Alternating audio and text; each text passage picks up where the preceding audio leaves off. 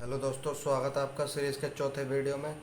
ये वीडियो बहुत ही छोटा होने वाला है। इस वीडियो में हम कार्बनिक यौगिकों को समझेंगे, यानी कि कार्बनिक यौगिक क्या होते हैं। इसके बाद हम जैव शक्ति सिद्धांत को समझेंगे कि ये किसने दिया था और क्यों दिया था। उसके बाद जैव शक्ति सिद्धांत का अंत भी हो गया था और उसको भी हम समझेंगे। तो बिना किसी देरी के वीडियो करते हैं स्टार्ट। अगर आप चैनल पर नए हैं तो चैनल को कर दीजिए सब्सक्राइब और वीडियो कर दीजिए लाइक। तो पहले देखते हैं कि कार्बनिक यौगिक हमारा टॉपिक है। तो कार्बनिक यौगिक होते क्या हैं। तो वे यौगिक जिनमें कार्बन उपस्थित होता है कार्बनिक यौगिक कहलाते हैं। बहुत ही आसान भाषा में, वे यौगिक जिनमें कार्बन उपस्थित होता है कार्बनिक यौगिक कहलाते हैं। समझ गए। अब देखते हैं कि जैव शक्ति सिद्धांत क्या था। जैसा कि एनसीईआरटी में दिया हुआ है, बिल्कुल एनसीईआरटी के हिसाब से बिल्कुल टॉपिक यहाँ चल रहे हैं।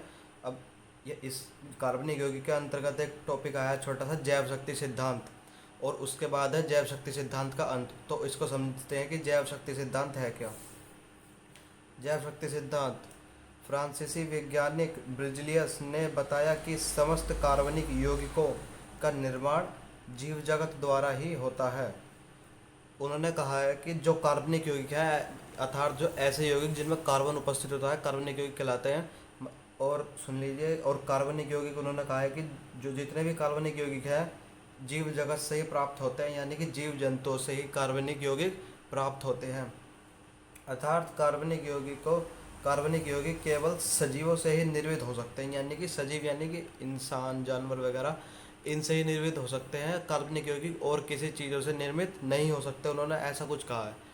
तो उनका यही जैव शक्ति सिद्धांत के अंतर इतना ही है बस, कि फ्रांसीसी वैज्ञानिक ब्रिजलियस ने बताया कि समस्त कार्बनिक यौगिकों का निर्माण जीव जगत द्वारा ही होता है, यानी कि जितने भी कार्बनिक यौगिक हैं सब जीव जगत द्वारा ही निर्मित हैं। उनका कहने का मतलब यह है, और इनका जो निर्माण हो सकता है वो जीव जंतुओं द्वारा ही हो सकता है।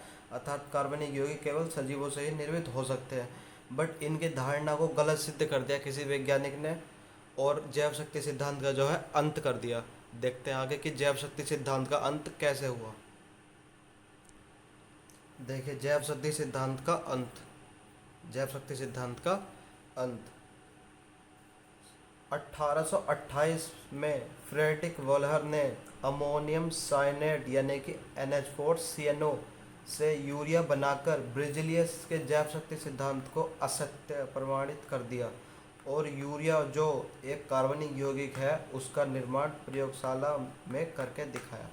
यानी कि ब्रिजलियस साहब ने क्या कहा था, उन्होंने कहा था कि जितने भी कार्बनिक यौगिक होते हैं वो हमें प्रकृति से यानी कि नेचुरल ब्यूटी से हमें हमको प्राप्त होते हैं, जैसे कि इंसान वगैरह, इनसे हमें सजीवों से प्राप्त होते हैं। उन्होंने ऐसा कहा था।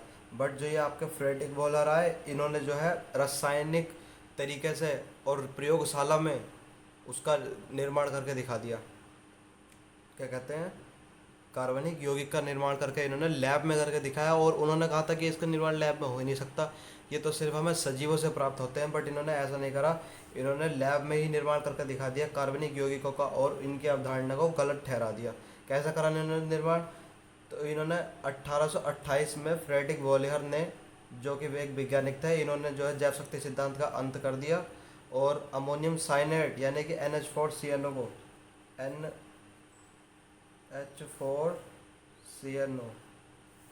NH4CnO से यूरिया बनाकर ब्रिजलियस के जैव शक्ति सिद्धांत को असत्य कर दिया। इन्होंने जो है प्रयोगशाला में ये वो लिया, रसायन लिया, कोई यौगिक लिया जिसे इन्होंने कुछ रिएक्शन कराई होगी, और जो है एक कार्बनिक यौगिक में बदल दिया।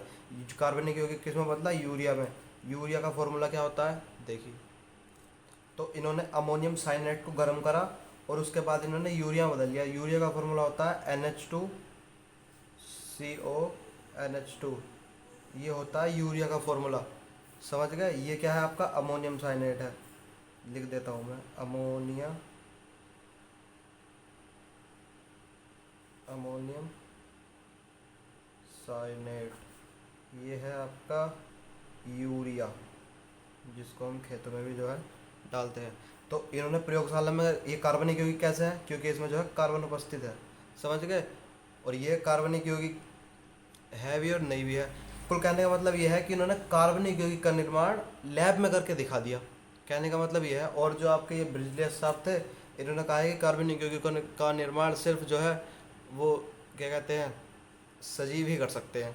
इन्होंने इनकी अवधारणा को सन 1828 में गलत ठहरा दिया और अपनी अवधारणा को इन्होंने सही कर दिया। तो ये आज हमारा छोटा सा वीडियो था, चौथा वीडियो था, बहुत ही छोटा सा। मिलते हैं नेक्स्ट वीडियो में, तब तक मन लगा कर पढ़ते रहे।